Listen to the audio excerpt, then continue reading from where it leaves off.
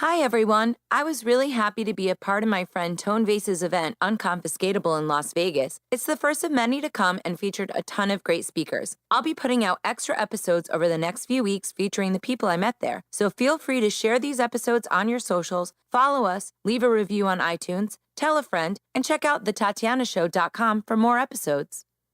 Hey there, it's time for the show, The Tatiana Show, where you make friends and talk life and crypto.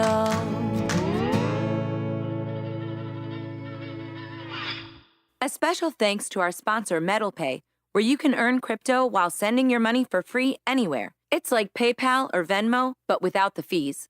Download the app and use the code Tatiana Show and earn some rewards now. Go to metalpay.com. Hello, everybody, and welcome to the Tatiana Show. I am here at Unconfiscatable in Las Vegas, hanging with some friends, including Anthem Hayek Blanchard, who's the co-founder and CEO of Hercules, and of course, AnthemGold.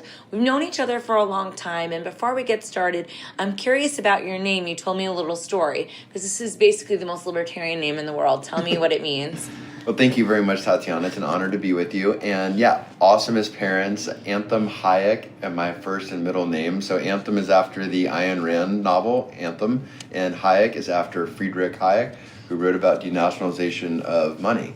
And obviously that's near and dear to our hearts in the Bitcoin and crypto world. So. Absolutely. So you're coming from sort of a precious metals background. For those people who don't know you, can you give me a little bit of history? Because your companies have sort of evolved over the years, which is good. You know, you're moving with the times.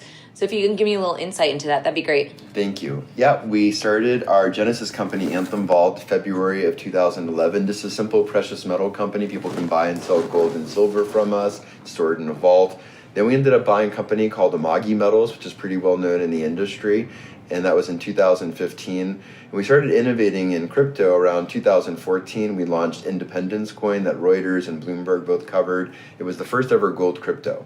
So we forked Darkcoin, which is called Dash today, X11 script for the geeks out there. And we basically made 10 million coins mineable for 100 grams of gold. AnthemGold, we launched it from that platform. It took our conversion cost down by a rate of 20. And we realized then we had something special. So we launched another version on Counterparty, which is a layer on Bitcoin that Financial Times covered in 2015. We were a little early, and U.S. Treasury decided to regulate our type of business as a money service business. So we ended up going back to the drawing table, spinning out another company called AnthemGold, just to make sure that we had the proper risk classification. And that company, we did a successful raise on Bank to the Future, 2017. And now here we are in 2019, and we're about 3 months or so away from launching that product. So we're really excited about AnthemGold. So what's going to happen? What do I do with AnthemGold? Why do I care? AnthemGold is just, it's kind of like Tether for gold. And the difference is that you actually know the gold backing the token are there. And the reason you know is that we're using software that's tied into Bitcoin called Hercules that we created. Hercules is a blockchain protocol. It uses a proof of work called human proof of work. It's people playing puzzle games. So if like CAPTCHA, I'm not a robot, and we have to click those little boxes saying it's not a truck. We have a more fun version of that called Hyper. It's a 3x3 slide tile game. People can win tokens, and they're actually doing an audit process. So Hercules is the first commercial public blockchain that actually has a working commercial model. So it's about $20 to $40 per 10,000 uses, plus 2 cents per gigabyte for document and image storage. And any business can show anyone else that the information is indisputable. So we're also excited about Hercules, which we launched this past October. So exciting. Are there people like who's actually doing the Hercules puzzles? Is it maybe people in Indonesia or somewhere where obviously they're not making as much money in the U.S., that kind of thing? Exactly, yeah. So we have a leaderboard that pays out Herc to the top 50 players. So if you want to go to HIPR.one, if you have a MetaMask extension on your Chrome browser and you just have some dust of Ether in your wallet, you can start earning Herc. So, I'd love your audience to go check it out. It's meaningful amounts. So, we're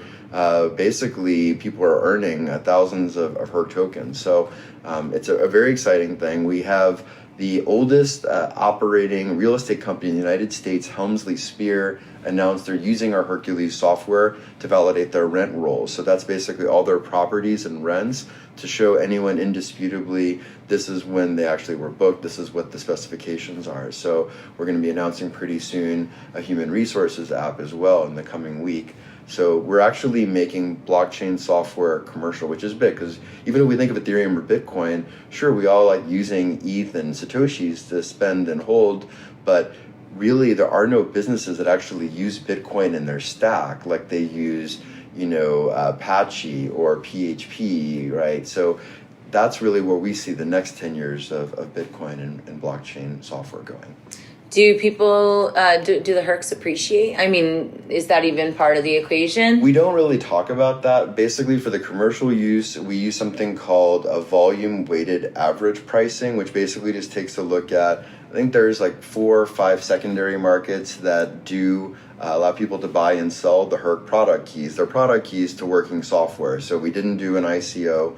There was a live mainnet on October 29th, and that's when we launched the token. So people can go to like IDAX, Adobe Trade. If they want to go to CoinMarketCap, they'll see some of Ally Token, Fubitop, or they can go to Herc.one. If they want to go to our website, they can buy them off of our website. So it takes $400 of the Herc tokens to start staking your own supply chains, basically.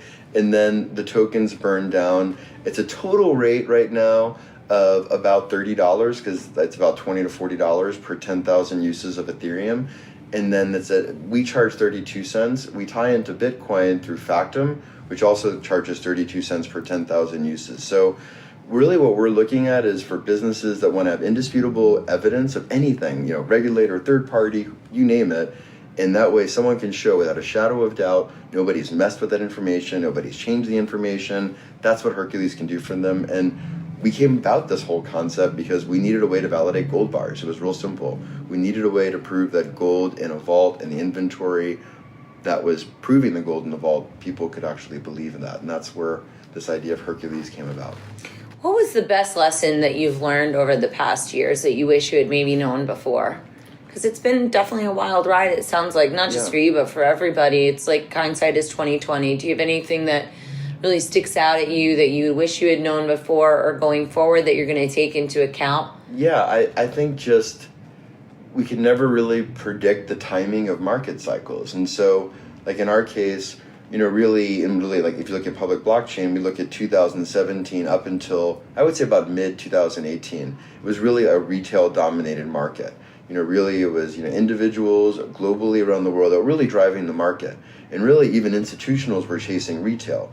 I would say since the middle of last year to now, it's really been institutional. So, we deal with business cycles with humans. And so, I think ultimately, seeing the cycles a little bit earlier might have been a little bit more benefit. At the same time, hindsight is 20/20. So I think we wouldn't have learned some of the lessons that we've learned had we not actually made those mistakes really the first time. So, I think all in all, I like where we're at. I think if the industry can focus more on purpose, I think that's important. I think we got away from asking those questions, like, what is someone doing? Not just like, is it cool? Do other people think it's cool? Is it a cool name? Let's all put money into it. That was kind of 17 and 18. Now it's like, what is this software supposed to be doing? Because at the end of the day, Bitcoin, Ethereum, we're at a conference right now where people are calling it money and technology. It's network software. That is literally what it is. It is a protocol. It's network software. So let's start treating this network software like network software, and then ask, like, what's the purpose, right? Like, we know, Bitcoin is a security layer. We know Ethereum is a layer you can launch other blockchain softwares off pretty easily, like EOS too. Now we know, IPFS and STORJ are great places to put information. We know Factom is a great place to put into Bitcoin, but do it in a way that's always 32 cents per 10,000 times. So it's always dollar predictable. So, like, if a blockchain can answer that question, like with Hercules, it's making public blockchain commercial. With AnthemGold, it's tokenizing gold in a crypto token. I mean, real simple. Like, if a project can answer those questions, it's something more than a project. It's software. That's the difference. So, I think that's what we have to just ask the stupid questions, because the stupid questions are the smartest questions. I gotcha. So can people, how can people connect with you? How can they get their stuff? Anthem Hayek, is my Twitter handle.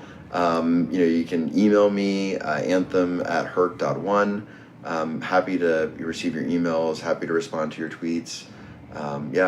We really, find us on our social platforms, so we're really active there, and just grateful for the opportunity to touch your audience, and thank you very much, Tatiana, for the opportunity. This is a treat. Thanks. Well, it's always nice to chat with you, so let's go back and party in Vegas. Ow! Thank you to our sponsor, MetalPay.com.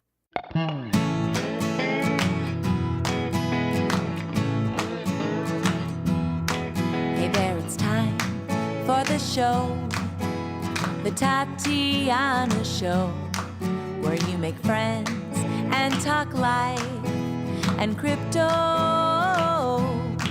We gotta think and reflect and use lots of intellect with our hearts when we work together. I know that it can be so hard out there, looking all around and saying that life ain't fair. So that is why we will fight and stay up late at night, listening to the Tatiana Show.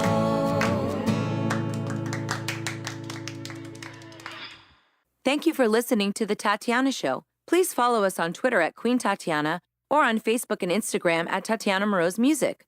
More episodes can be found at thetatianashow.com, and make sure you leave a review on iTunes and tell your friends. The Tatiana Show has been brought to you by CryptoMediaHub.com, a boutique marketing and PR agency for Bitcoin and beyond.